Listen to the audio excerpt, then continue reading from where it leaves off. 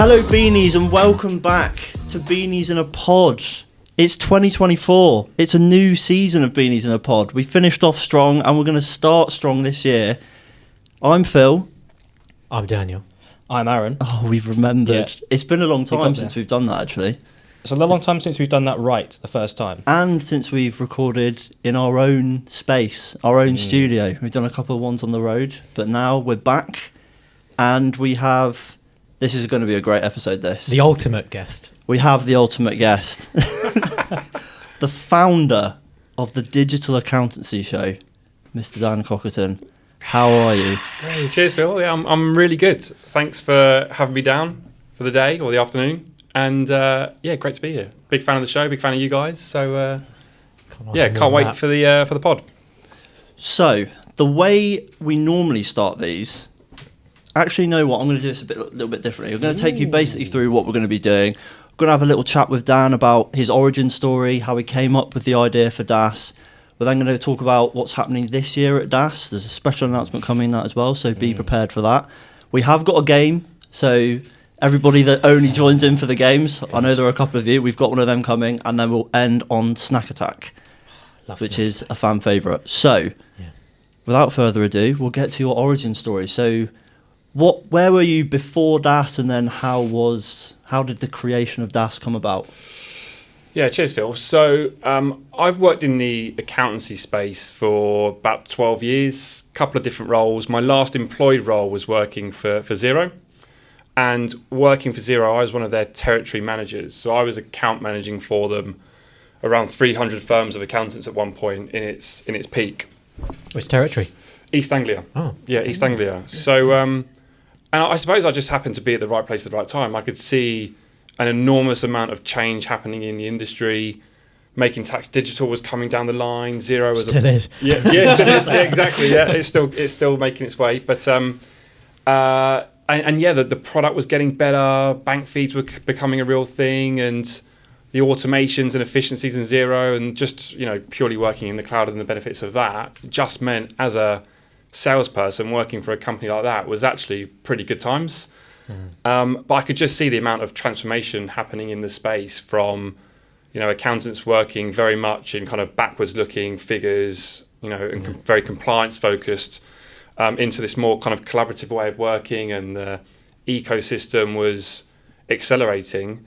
I just thought, I think there's an opportunity here to launch an event that just solely educates the profession on all of this change that's happening, not just on the technology, but the change management piece as well. And ultimately, what we're now trying to do as an event is we're trying to help with that or support that evolution that's happening from very much compliance focused. And accountants will always be very compliance focused, and that's a big part of their business.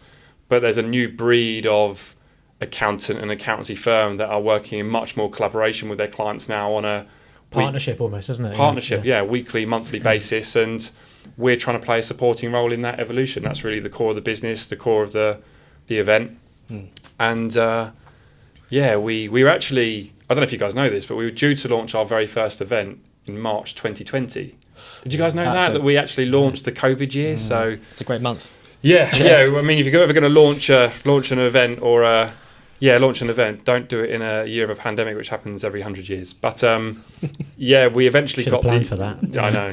Wow. I know. I was terrible it was crazy times. If you had a right accountant, they'd have told you. Yeah. we that was kind of the background to it, really. We launched the event at the Tottenham Hotspur Stadium, 600 people at the very first event. This year, we moved venues to Evolution London in Battersea Park, which you guys came down to.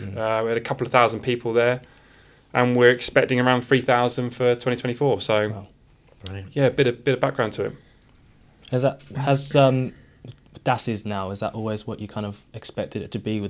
It's a very different show to quite a lot of the other events out there. Yeah, so one of the things that I was really passionate about when launching the event is, okay, we can do an event, an accountancy event, and focus on tech and transformation, all that kind of stuff. But how do we make the whole thing look, feel, sound, the overall experience completely unique to anything else that's out there? Not just within the accountancy sector, but across B2B exhibitions. Like I've never been to a B2B exhibition in my life, and you've got lasers kind of coming out of the main stage and kind of a bit of a nightclub look and feel to the whole thing. But it's quite surreal when you have these ideas and you're sitting in your bedroom kind of not knowing what to do, and you kind of got these ideas and you're mapping it out all out on the wall. And the nice thing with events is you actually get to actually see it all in live in person. You can go and experience it and go and see the different areas. So I'd say I mean, we're not stopping where we are now. We want to kind of keep pushing the boundaries and keep doing things differently. And you've already crumbled that idea that accountants are a little bit boring,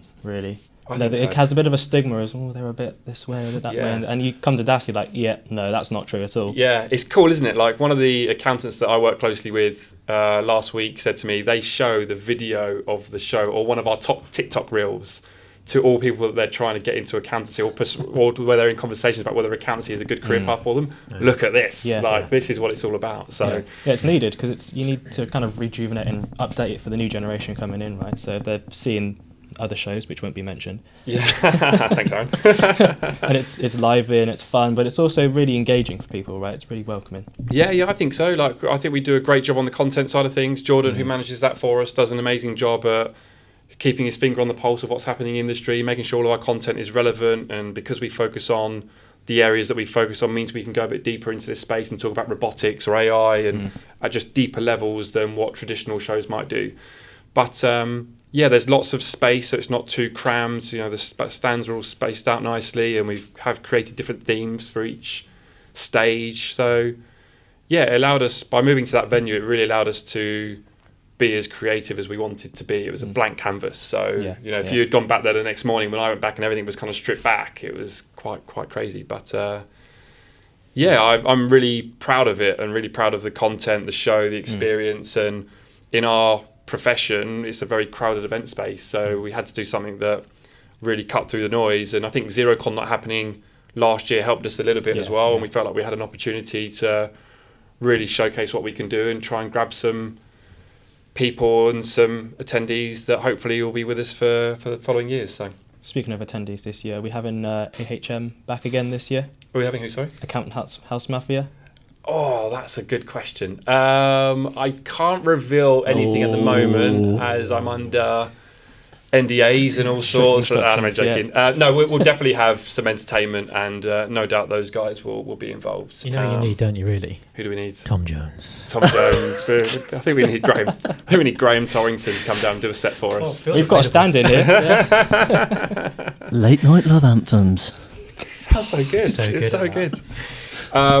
No, we look for the show this year. We're planning. We're trying to push the boundaries. Obviously, we're slightly earlier for this year, so we're 4 months earlier. In June, it was a lot hotter. We're planning for it being 3 degrees and 30 degrees because we're taking place in April. So we'll we've got a kind of temporary structure going out the front of the building, and nice. So we've arranged some merch, umbrellas, so we'll be fine. Happy days. Yeah, you might need those. Yeah.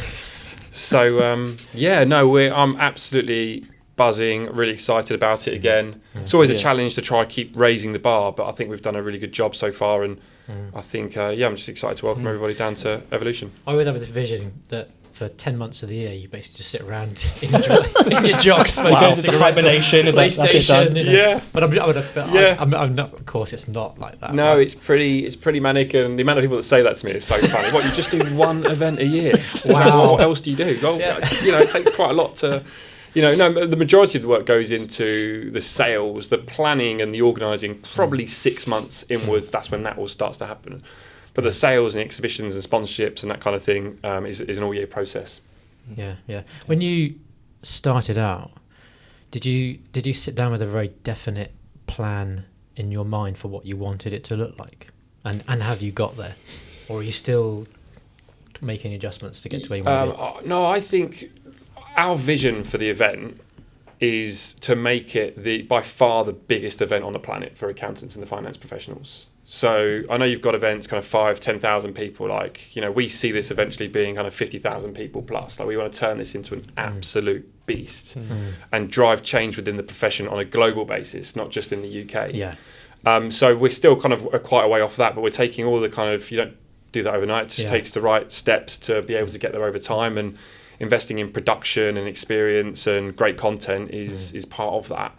So we're definitely heading in the right direction, I would say. But our plans are bigger, vaster, and the world's our oyster. So we'll see where we can take it. Yeah. But in terms of the show last year, yeah, I would say everything that you saw at that show is kind of what we had visualised the event to be, from the small details like the lamps being on the tables and the kind of the neon lights and things. That was it's all the small details that counts. I think when someone's sitting there and you don't notice the fake plants around the place, but actually they soften the whole thing. So it's we're really pleased with it. Yeah, the one thing I kind of have a measure in my mind for where I'm going to be in my journey and on with the business, and it's the point where I look at my employees and I'm no longer running the business. How far do you think you are from that? I'm probably quite a way off that, I would say. Well, okay, quite a way. Maybe we definitely are taking steps in that direction. So you and I can sit here on event day. Yeah, exactly. Chatting and having a coffee, really relaxed, and everyone else is running around manic. I mean, I do have an amazing team around me. Like we've got an amazing event manager, amazing marketing, amazing content, amazing admin, amazing PA. Business partner James, amazing partners. Like I do have the guys that we use around us are exceptional people and exceptional talents. I'm not quite out of the business yet. Hopefully one day. Yeah. That's the aim anyway. But but this business, this industry, this sector, events was obviously brand new for you, right? You hadn't done it before. What were the big learnings, big shocks that you found when you're coming into it? So many. There were so many that I'd probably be too embarrassed to. What was the biggest one to talk about? Oh God. Go on. I had a little bit of experience in not running events, like selling on them. So we'd sell kind of stand packages and that kind of stuff. But I was never in the background. Yeah. And I remember going into, we looked around a load of venues when we were planning on launching the event. We wanted to choose a venue that would really kind of put us on the map in year one. Which venue is going to enable us to do that, where people look at the event and go, wow, this is a pretty cool venue. So we looked at everywhere. We looked at exhibition centres, we looked at football stadiums, we looked at smaller hotels and that kind of stuff. But the one that really kind of blew us away was the Tottenham Stadium. And the moment we walked in, we were like, wow, this is phenomenal. Like, it had a load of press and a load of coverage because it was like a year or two delayed in the build of it. It cost Tottenham a billion quid to build as well. And we were in there with our kind of hard hats and high-vis jackets on, because outside of their main shirt sponsors, we were the first event booking for them at the venue. So we kind of cool. Hopefully hold a special place in their heart as they do ours. But I remember walking in there when we kind of signed the contract and we've got the venue, like all my savings are into the venue and the event and stuff. And I remember kind of walking on site and thinking, like, how are we going to do the stands? Like, how does that work? Do you have a hammer? I mean, how do we do a floor plan? Like, I literally had no organising experience whatsoever. And I got myself in a real panic at one point thinking, I have no idea how to do a floor plan. And you just find people who help you out along the way. And but if you ask my wife, and if she would say, if you asked her what was Dan's most stressful moment in running events, she'd probably say 7 through no. But those moments of I completely learned as I went. But the floor plan, and with events as well, what's quite surprising and what nobody kind of warns you about are all the costs that you just have no idea hidden about. Costs. Just especially in the bigger venues as well. Like, you get hit with power costs and electric costs, Wi-Fi costs, security, and safety, health, and everything. But we're in a really good place now. Like I say, we're registrations wise, we're 50% ahead of where we were this time last year, which we're really pleased with. We're in a great spot. Over 100 exhibitors are signed up, and the content schedule is well on its way. And we're really, really excited. I think what we'll cover now maybe is a little bit more about this year, like precisely, mainly because there is actually an announcement that we want to get out of the way for this year, and we will cut to that now. Hi everyone, Dan here from the Digital Accountancy Show. I'm absolutely thrilled to announce we've got some exciting news today. I'm delighted to announce that Bots for That have become a platinum partner to the upcoming Digital Accountancy Show. We are super excited at the team. Sometimes you come across companies and technology that you believe are really going to transform the profession. And we're super excited to have Daniel and the team with us at the show this year. And we hope you can join us at the show on the 16th and 17th of April at Evolution London. Daniel, for people that have not come across or not too familiar with Bots for That, would you mind giving the guys a couple of minutes on how you empower accountants and their firms and their businesses? Definitely. So our goal, it's a big, scary, hairy goal, is a bot for every accountant, which is massive. I mean, there's nearly 4 million subscribers on Xero worldwide. There's 40-odd thousand accountants in the UK. There's tons of millions of everywhere. So a bot for every accountant is a really ambitious and audacious goal, but that's what we're aiming for. We want to basically give every accountant, every bookkeeper and every practice and every firm their own digital assistant, their own bot that can run off and do work overnight, during the day, weekends, so that they can basically focus on things that really, truly matter to them, to their clients, to their employees and their practice. That's it. Amazing. Thanks, Daniel. And what's some of the stuff that the attendees can expect from you at the show? Oh, I don't want to Can give you away us any too sneak much. So we've got some new brilliant bots that we've been working on with our partners. They've been doing brilliant trial testers and beta trials, and everything's ready to go. So we've got 3 or 4 new bots that we're going to be releasing to the public. We'll be doing demos and probably doing some trials of those over the 2 days that we're there. And I think we've probably got some of our partners coming to join us. Some interesting talks. I think we want to show and demonstrate to the accountants that are coming, from small solopreneur founders with only a few clients up to top 20, just exactly how they can bring bots into their practice, how to do it properly, the things to look out for, things to avoid, and how to make it successful. And that's really where we're going to try and fill in the gaps. Amazing. Thanks, Daniel. Well, I'm super excited to welcome you guys to the show this year. The show for us, the core of our show really is ultimately helping accountancy firms transform themselves, become more efficient, look at new technologies, new ways of serving clients in new ways as well. And you guys fit perfectly with what we're doing at the Digital Accountancy Show. Yeah, we're looking forward. We came last year and we did a how-to hub, and the response we got was, I mean, it blew me away. I thought it'd be quite positive, but I mean, Phil and I went up on stage, and I don't think we left the stage for 45 minutes after we finished, because we were just flooded. The interest was really peaked. So we're looking forward to these 2 days. It's great that it's 2 days as well. 1 day's never enough. Yeah. So we're really looking forward to it. We can't wait to get there, demo and show people what the art of the possible is, show them that there's maybe an alternative to what they've been doing traditionally, and get talking to people, see what they think. Essentially, like, accountants are coming to the show to really transform client experience. Yeah. And if they can become more automated, more efficient internally, it's going to free up the team to do more exciting stuff with their clients. So Definitely. And it doesn't have to be seen as a threat either. I think that's the most important thing, is there's a digital assistant for everything out there. Amazing. Thanks, Daniel. Well, if there's one company that I could not recommend highly enough in making sure you speak to at the show or beforehand, make sure you go and see Bots for That at the show, the Digital Accountancy Show, on the 16th and 17th of April. Cheers, guys. So we're going to be a platinum partner at DAS this year.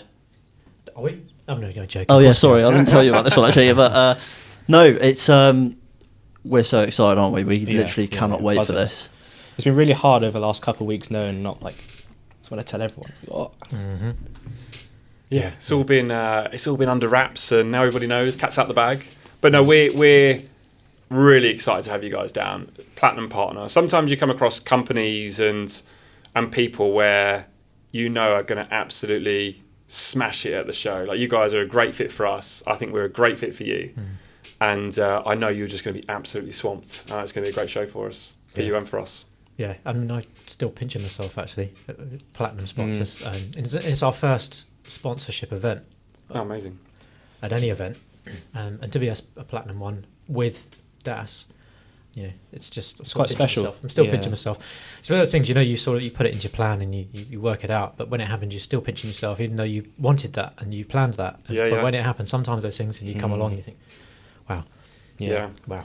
Yeah. It's nice to surprise yourself still. Yeah, no, it's going to be great, and we've got all the right people in attendance that I think will be great potential customers of Bots for That, and I know you guys will be able to deliver a load of value to them as well, and what they're doing in their practices, and help them kind of move on to the next level. And no, it's going to be great. Can't wait. No, we really enjoyed, because we were quite surprised. I mean, we went last year with not massive expectations. Let's just go along and enjoy ourselves. And boy, did we, right? Yeah. We had an amazing presentation that we did. The engagement you get. I think that's what we're probably finding with the sector in general is that they are so engaged. Yeah. You know, you can put stuff out and people, 99% of people will sort of, oh yeah, whatever. And you finally get one conversation and it's quite mediocre, but like the overwhelming response you get from the engagement of people, they're totally engaged in it. They're really committed. They want to know more. They want to dig in. They want to question it. They want to flip it on its head. It's brilliant, and it's really powerful for us because we learn so much from every communication, every meeting we have. We learn so much more about the people we're working for. So it's a brilliant sector to be working on. Yeah, it is. And obviously when we did that talk, there was always I feel like every time you go to do a talk at like an event or something, there's always that like fear that you're going to get on the stage and you're going to like set everything up and turn around and there's going to be like 3 people there or something. You'd be like, oh, we've prepared this like 40-minute presentation, there's like 3 people there, but like there was no room left like around the entire stage, like, and that was with all the talks. I thought throughout the whole event that everything was so well attended. So yeah, can't wait for this year, and it's so close as well. It's only just around the corner. Yeah. I think we've got the right people there. Like all of the accountants and bookkeepers in the room and finance professionals are coming with a digital automation. How do we become more efficient? How do we improve client experience? They're coming with that mindset. They're not coming for CPD or for tax or anything like that. It's purely about, right, how can I use technology to ultimately offer a better client experience, and with that mindset they're coming in. You guys just kind of fit that bill perfectly with the work that you guys are doing. And I think like in the profession as a whole, I think we're about to see so much change over the next few years. Like I think if people think that kind of cloud technology transform things, wait till they see what AI and robotics and some of the stuff that I've seen. We've had kind of AI developers contact us, and some of the stuff these guys are building is nuts. Like we're 12 months into this, so it's things are going to change a lot over the next few years. Are you finding that with some of the attendees at the show as well? Like, do you find the young ones are a lot more in tune and really open to adopt the technology? Because I guess like for my age group, we've grown up, so it's like we would come into practice and like, what do you mean you're not using cloud accounting? That's insane. I know. Are people still not using cloud accounting? I just assume they all were. There's a couple. I think it's a very small number, very small amount now. Yeah. Do we see that at the show? Like there's a bit of a difference in the age groups and. Yeah, I definitely, the show attracts, and probably like the way we've positioned it, like with this kind of disruptive brand, and the stage has got graffiti on, and I'd like to think that the brand is more appealing to the more forward-thinking, entrepreneurial, disruptive people that are open to change and new tech. And I'd like to think that we probably appeal more to those guys than the more traditional accountants. So the guys coming into the room tend to be really open-minded about everything. So whether you're talking to them about robotics or AI or what's coming next, they are, okay, cool, how's this going to help me? They're open to it. In terms of like age groups and stuff, I can't say that I kind of have noticed any particular trends or people doing things differently. I mean, when in my time at Xero, when I was on the front line and I was speaking to accountancy firms with 1 to 15 partners, and I'd be engaging with different areas of the business and different employees within that business, absolutely. It was always the younger guys that were like really open to it and really up for it, and it was often the resistance was sometimes a section of the partners, sometimes it was the bookkeeper, sometimes it was somebody that didn't quite get it. But I'd like to think, that was kind of 5, 6, 7 years ago. I think we've kind of moved on a lot since then. Changed a lot since then, hasn't it?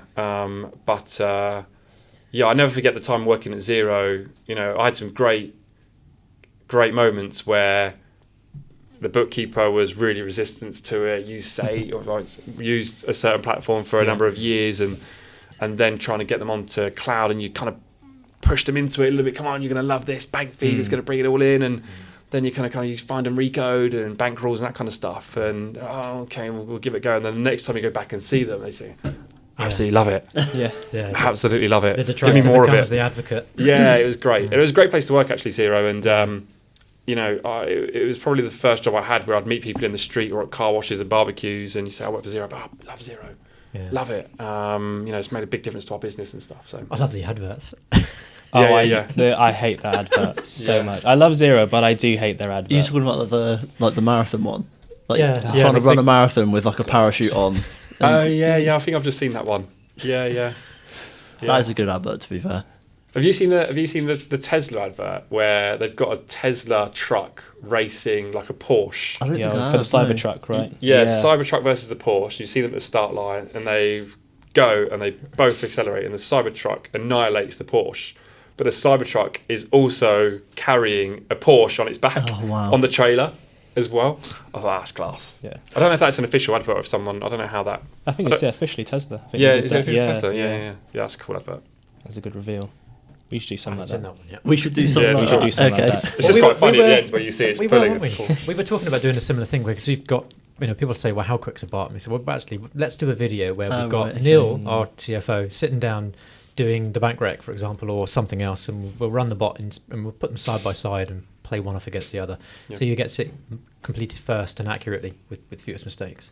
Yeah. That's something we were Yeah, that'd be playing cool. with. That'd be the good. idea, wasn't it? So tell me then, you've obviously seen dozens, if not hundreds, of presentations and talks at DAS and others, I'm sure. What's the ingredients? What's the recipe for a really cracking presentation? Yeah, I really like hearing case studies is a big one for me. Like whenever I go to an event for event organisers, I love hearing from other people that are in my shoes. So always, if you have the opportunity to bring up a client or, hear it from someone that's actually in the practice doing it, I think that's always a big win. I think the more granular, the more detail you can go into about a specific subject, I think that's much better. Like I try and recommend people don't stay high level. Yeah. Go into detail Yeah. where you can. So I'm a big fan of that. Big fan of keeping it simple. Don't spend too long introducing yourself. Yeah. People just want to Yeah, get they stuck care. in. Yeah, they want to hear. Ultimately, they want to hear the benefits to them and to their business. And the other thing I would say is make the session as practical as possible. Yeah. Like before you go into it, like if you're going to talk about, I'm just going to use advisory because the first thing comes to mind. If you want to talk about advisory and this and that, and this is how you deliver advisory, and okay, but show us, show us on the screen. Whenever I do a webinar, I always encourage the person that I'm speaking to show the software. Let's get into it. How are you actually doing it? That's massive for me. But I think practicality is the big thing for me. What are the 3 takeaways from the session that we're going to be able to give people? What's the true value? And ultimately, you can tell when somebody has put a significant amount of time into it. My big bugbear is when we agree a speaking slot with someone and they've left it till the night before to plan it and to do it. You've got an opportunity to speak to 50 to 100 prospects. You've got an opportunity to build trust and build brand and alignment and that kind of things. Is actually think about how can I make this exceptional? What's the outcome going to be that these guys can take away, implement into their business and drive change and make a difference? And it just comes down to actually spending time on it. If we all put, so I've done that again, round one. If people are willing to put the time into it and think about it and think about the outcomes, then they can do something really, really good. We've got a couple of speakers that we ask to come back every year, and I know that they're thinking about how they can deliver value to the audience, or if they're talking to or interviewing someone who's not even an accountant, how can we transfer that into their world? And that would be my kind of big advice, really. But the practicality point, making it practical and actually showing people how it's done or how you can do it, I think is a good thing. Okay. Yeah. What about ESG? You seeing much in demand there? Yeah, well, we're seeing a little bit. We've got some talks on ESG. We are being contacted by a lot of accountants around what we're doing in that space and ESG reporting. So, yeah, it hasn't been made mandatory yet, but I think we're kind of on. Yeah, we're on that path. But we did ours because on the field, it's going to come sooner or later. But we've got on the enterprise side of our business, we've got lots of large customers, and by default, if they're required to fulfil ESG requirements by default as a value chain, we will need to be doing something or show that we can do something in order to remain customers. Yeah, absolutely. Yeah, we use a company that analyse all of our kind of stats and figures and outputs and things, and we're on a mission to try and drive that lower and one of the reasons why we wanted to use the venue that we used was because we didn't have to kind of lay down any carpet and all that wastage and stuff. And so you're always taking those things into account. And look, to become net zero, I think is quite a tough challenge. To say you're completely offsetting all of your emissions, which is really difficult to measure in itself. But I think if we can all be on that path of moving in that direction, then that's only going to be a good thing. Counts. Yeah, exactly. So we're not. Yeah, on the ESG, we've definitely got some sustainability and ESG talks at the show this year. So they're definitely a couple to look out for. What's your tips for attendees? Because we had a chat saying, God, if it was 2 days, you'd need some foot. You know what you need to do? You need to bring in a nice pair of comfy slippers. Yeah, that would be my top tip.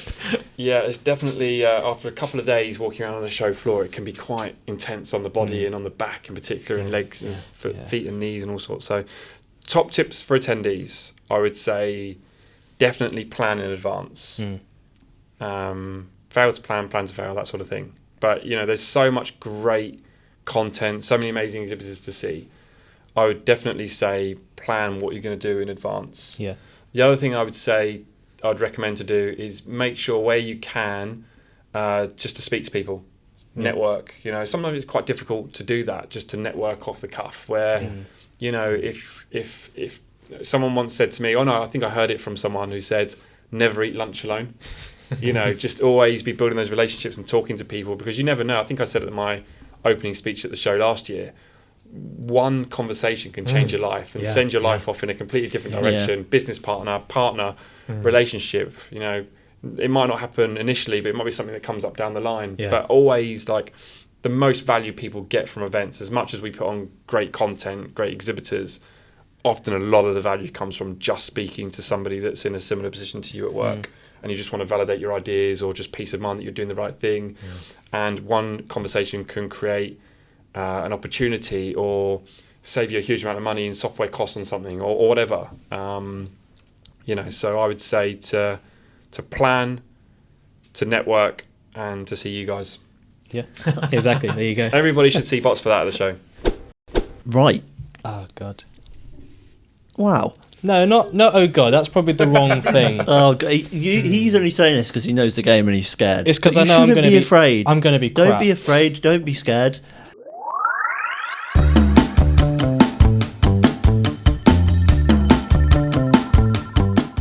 Have you ever heard of the game TABOO? I've heard of it, but I have no idea what it is. So It's basically, not a drink, isn't it? No. Well, it might be. Basically, I've made some cards here, and these are all based on things that you would find at a convention, essentially. At the top, you're going to see the word that you need to get the other person to say, and underneath are 3 words you're not allowed to say when you're trying to do this. Yep. So I'm going to hand you my laptop. You two are going to be together, and then us two are going to do it as well. Okay. So you two can go game first. where you put a post-it note. Yeah, basically. Yeah. Okay. And we've got a little timer that I'll start. You've got 60 seconds, and we'll say you can pass once. All right? Because if we pass too many times, we'll run out of cards. No. Fail to prepare. So, I'm going to hand you this. Oh, sorry, I thought you meant actual cards. No. But you've seen these though, right, Phil? So you know what the answer's going to be. That is true. So, I don't know how we'll do that, actually. Maybe I can describe to you. Yeah. But you might have to describe to someone else, because otherwise that is unfair, because I made the cards. Okay, so I can't say that. No, well, yeah, you can't say that, obviously. We're on a team, right? You two are on a team. Okay. Don't look. Oh, Daniel's doing it to me. Yeah, okay, gotcha. yeah. Sorry, So- gotcha. Understood. Competitive. Okay. So you're trying to get him to say that top word. I can't say that word, obviously. Or you can't And say I that can't word say or so- the words underneath. Are you ready? Wait. Go on, start your little. No, I'm asking you if he's ready first. Okay. What's the timer? 60 seconds. 60 seconds. As many as I can, 60 seconds. As many as you can in 60 seconds. Cool. Okay, all right. And go. you'll hear, at the end of it, you'll hear a dong. Okay. Gong? Dong's not. Anyway. Hero dong. I better not. Right. 3, 2, 1. So this is where you get a group of people to talk together. Workshop, huddle, Keep going. round table, Close. Keep going. It's a group of people, experts, where you get them to come up and you get them Panel. to talk. Done. Next one. Yep. This is items of equipment that we talked about earlier, where you go to an event and you give them to entice people to come up. Merch, swag. Oh, this is what you hang your name. Lanyard. This is where you get that same stuff we talked about a moment ago that you entice people in with, but you put them in a container, which is usually plastic or paper. Oh, sweets. Sweets. Put them in a bag or container. A bag. And what do you call that? The other word for merch, what do we normally call it? Swag. God, he's good at this. This is where you address open-ended... That was good. The swag one threw me because I said it on the question before. Yeah. That So was that's why I good, did come though. naturally. What was that, Yeah. 4 points? I think so. 4 That's points, a I'll take bonus that. point Take for the that first one. first, So first quick. go. That was very quick. Oh. Okay. That was good. No pressure, Aaron. Oh, The two Dans excelled. Have you put the hard questions last as well? Seriously. I already can't work out I'm going to do this. Right. We can cut this, right? Oh my god, 8 points. That's crazy. We lost the message from R1. That's so strange. The camera died again. To be fair, if this doesn't go well, we can just record this after he's gone in. Yeah, but except there'll be no one here. It's just going to be me and you. That won't look weird, Just will need it? the camera and this. Right. Okay. Anyway. 3, 2, 1. So this is like a word for people that go to the shows. Attendees? No, the other one. Exhibitors. Yeah. So when you go to the show, you'd need. We were literally just talking about it actually. And you might use the app for this to create some sort of thing based around Event the plan? Schedule? Yeah. Event schedule. What are you talking about? Event schedule. I don't watch the footage. I don't think he said event. He did. He said event and then schedule. Steward's inquiry. Oh my god, you're wasting my time here. So this is like, you would go there to get a beverage. What? Coffee shop? Cafe? The first word, but then the like a different word afterwards. Coffee house? Coffee stop? Opposite of. Opposite of sitting down. Coffee stand? Yeah. Right. I'll have that point. Yeah, fine. Half a Oh point. right, okay. If some, oh no, can't use that word. Opposite of dead. Yeah. Phil, you wrote these and you're rubbish. Yeah, but just because I wrote them doesn't mean I know how to describe them. What was this You've had last enough one? time to look at them. I made these this morning. It was live performances. Oh, that's a tough one. Oh. Yeah, I don't know how I'd do that one. But there we go. Right, okay. True to form, the guest has won. Actually, Hold on, legitimately. well, we haven't finished yet. Then we do the opposite. So now Oh. No, you I do. describe for Daniel. him, and then you're going to have to describe for someone else, because obviously I know what the words are. Oh, hell. Okay. So if you just start from the next one. Okay. Hopefully there are enough cards left. I mean, And you have to. It's got to be the exact words, right? yeah. Okay. But if you Yeah. say them like we had then, like coffee and then stand, but like Yeah. they're pretty close, that's fine. Okay. Right. Cool. 3, 2, 1. So one of the main reasons that people attend events is to Generate leads. Lead more, generation. more for the attendees. Oh, gain information. Network. Network. Yep. What would be another reason for people to go to a show? Lead generation. Attendees. No, for Sales. the attendees. Oh, for the attendees. Yeah. Why might they go to a stand? Get demos. You happy with that? I don't know. Demonstrations. Trials. Yeah, The first word is what sort of demos? Oh, okay. Product demos. What industry are we in? It's yeah. What What industry do we do? yeah. What Accounting. yeah. What about the other side?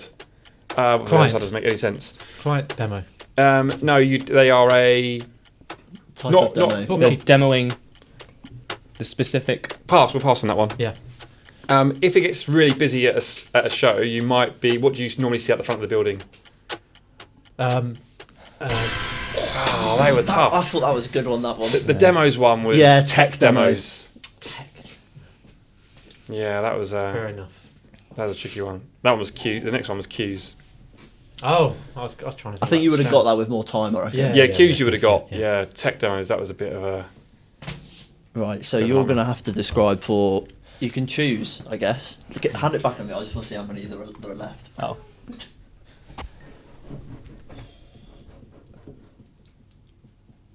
Oh yeah, fine. This should be alright. Oh dear. Dan's really good, so do you want to show How Dan? many did you get there? Two, maybe? 6 or 7, I think. So if that was 2, that means if you can get the remaining ones done, it's a draw. I think there's 4 left, so that would be a The draw. thing is, how are we scoring that? Because now, are those just my points? It's going to have to be just your points, because you're going to have to describe to... So who's- Do you think that you would know the answers, Phil? I think Can so. you Well, I remember just looked at them Oh, did you? to see how many were left. Cheat. So- You guys can have the points because you did so badly on the first Oh, round. but if we have all the points, we draw. That's fine, I can live What do you with mean we that. did so badly? It was 4-3. I don't think you got 3 because I gave you 2 of them. It's outrageous. So it's actually Wow. it's actually 6 to Who 2 do you, in fairness. you get to choose. Who do you want to describe to? Take turns if you like. Or you can just describe to I might both do of them. 1-1. There you go. Okay. Start with Dan. Okay, cool. Okay, Don't be too- 3, 2, 3, 2, 1. This is kind of where a group of individuals can come together. Orgy.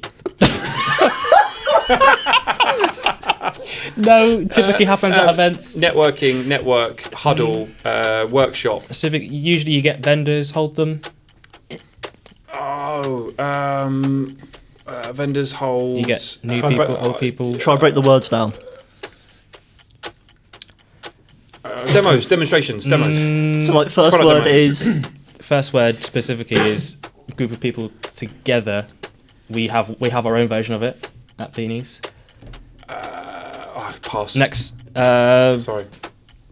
the place that DAS would be referred to as a type of Event. mm, Building. specific Show. Event. There's lots of different types of this. In The UK. Excel is one of them. Yeah. Exhibition. Centre. Yeah, well, that's the second word. What's the first word? Show. Aaron, mate. Convention. Convention. Yeah. Oh, that's tough. That is I tough. think that's nil point. What was my one? Community meet and greet. Oh, I was like, Jesus, come on, Phil. you're taking the piss. Yeah, Well, that's I tough. asked... So many words. I asked ChatGPT to help me create these. Oh, so for goodness sake. Now, anyone watching, there's a good reason not to use ChatGPT in your practice. I thought most of them were okay. There were a couple at the end that are a little bit more difficult. I should've- Battersea Park, And then Evolution. Evolution London. Actually, if you keep That'd have been going, a different if one. there's one last one, go past the end. Oh. So you can try and describe Bonus that one. round. Bonus round, I guess. Bonus round, yeah. For all the points. No. You've already lost. Golden You don't goal. have any. Ah. Golden goal here, Come on. mate. Use this. Okay. See, you're allowed to use whatever you You want. can use whatever words you want. There's obviously think of the reason why I've put that there. I don't know. Platinum why... partner. Yes. Yeah. Is that what it was? That is exactly what it there is. you go. I wonder why I've put that there. Anyway, there we go. That was the game. The Dans won. We were abysmal in the second half, Terrible. just like United. We've done your appraisals already, haven't we, for the year? I think we might need to revisit those. There we go. That was the game. So, Wow. Actually, Good one, which Dan, as is tradition with all of our fantastic guests on Beanies in a Pod, we will be signing you to Beanies FC with your own VIBT. Awesome. Thanks, Aaron. Love it. Happy to see you. Look at that quality. Have a look. Yeah, we know we were talking about nice merch earlier. That's a There really you nice go. little number there. Love it. Very important That's beanie. top quality. When you get people on 3 times, you can do like a hat trick ball at least. Doing stuff right here. it's a good No, that's idea, cool. actually. Thanks for that, guys. Love it. And that brings us on to our final segment of the show. Bit of a fan favourite for a lot of Oh people. no. And Snack Attack. But it is time for Snack Attack, the fan favourite. it is. So, Mine too. Yes. Dan, what have you got for us? Well, it was when I got the message about this. I have to say, like, I've absolutely really enjoyed going down memory lane, looking at and thinking about what snacks like really stick out in my mind as a child growing up and stuff. So it was quite nice just to spend a bit of time thinking about that. And I did go down a couple of different avenues. Like, Space Raiders after swimming every Wednesday when I was 12, whatever. Used to go and buy 10 packs of Space Raiders for £1. So I thought about Space Raiders and thought about different things, but my mind said to me, my mind went down the route of thinking, what was my earliest chocolate bar memory? Like, how Okay. far can I go back in my mind? Now I'm that locked in. I thought you were remember? going to say tins of ravioli or spaghetti hoops. No. I'm there now. I'm there. I when it said snack, I just went chocolate, and Oh, I yes. just said to myself, what was my earliest memory of chocolate bars when I was a kid? So growing up, I was never allowed packed lunches. Like, all the cool kids had packed lunches, but my mum always made me have school dinners. But during the summer holidays and things, we used to go to summer camps and football camps, whatever, we'd always get a chocolate bar as part of our packed lunchbox, which I used to love. So I thought about that, and the chocolate bars that my mum used to always give us growing up were pick up her penguins. So you can also get them in mint and orange. No, you don't. Yeah, No. well, no, You don't. we never went down. I mean, I think we had orange ones once. That's Viscount for mint. Yeah. Do you remember the old Viscounts? No. You don't remember the Viscounts? No. In green foil wrappers, round. I didn't know that's what they were called, but I know that there are mint chocolates in little. Yeah, that's the only. Okay. That's the only mint biscuit that's The only when I allowable. think of like mint chocolate things, I think After of Eights are pretty After cool. Eights. After Exactly. Eights are pretty good. That's not a biscuit though. No, Chocolate. it's mint chocolate. That's mint chocolate. Yeah. So no, pick up the penguins were my Excellent. I do kind love a of penguin. packed lunch snack. I'm always back in worried the about day. these as well because my memory of them, because I've obviously I changed the haven't eaten recipe one over for the years. long as a time, and Yeah. sometimes I'm really disappointed. But Shall we open up and find out? Just Let's do it. go I for did. it. This wasn't actually my first thought. Actually, when I went down this route, I did actually change my mind in Asda's this morning. So I'll tell you what I had originally. I originally went for the orange club. Ooh, That was my original. But then I saw these, And you were like- and I was like, oh, now I'm really torn. So I got both. so you got both. Brilliant. Yeah. So kind of. I used to love the advert for that as well. What was the? It was the- oh god, what was it called? Chocolate. Can you remember the theme tune? That was if you like a lot of You can- chocolate on your biscuit. You want me to- right, join okay. our That's the Club. one. there we go. Love that. So- Beautiful yeah. rendition. There you go. So yeah, Go on, penguins. go on, and- go on, go on, go on, let's open open up. it. Penguin or club, Aaron? I'll start with a penguin. Yeah. We'll start with a penguin. Start. It's a 2-course meal. But I've not eaten one of these, either of them, for. I'm 38 now, so I reckon I would have been Oh, I do love chocolate orange. 12. So a long time. God, am I really 10 years older than you? I know, and I look older, I think. No, I was just thinking that's a long time. It's funny. I was saying that the other day. I said 10 years for the company, and I said, oh, that looks like that's a really long time, 10 years. And I said, well, it is when it's stretched out in front of you, but when you're looking back at it, it ain't. It's It very, flies. very It little. flies. 10 years. 10.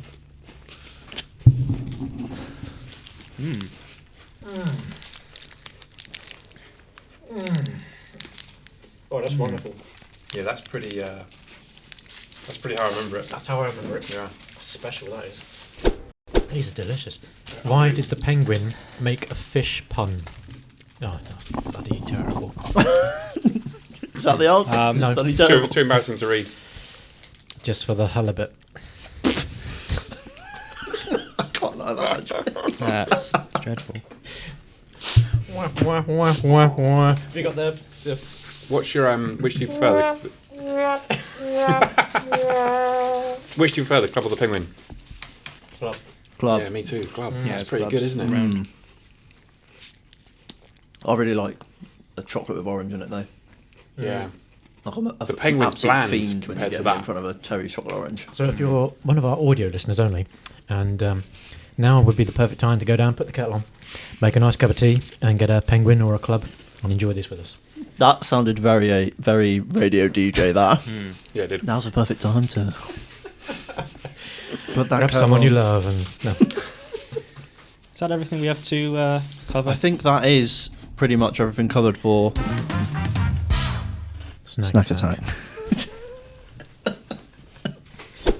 Very Nice. good. And I guess with that, we will. Which camera to look at now? Bloody hell.